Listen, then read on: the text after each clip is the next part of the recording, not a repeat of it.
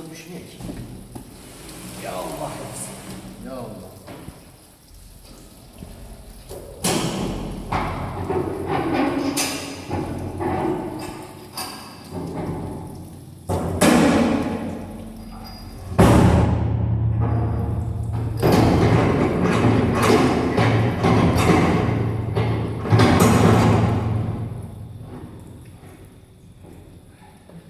Mesela biraz kvadratını nasıl sen anla?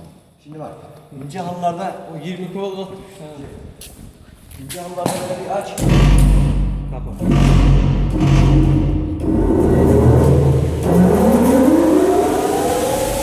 Sessiz. Evet sessiz abi.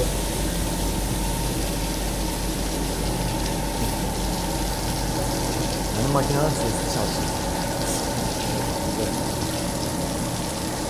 Şimdi sen halıyı gör. Evet. Asıl şimdi halıyı gör.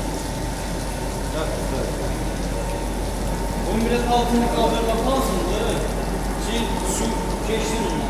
Direğe bak.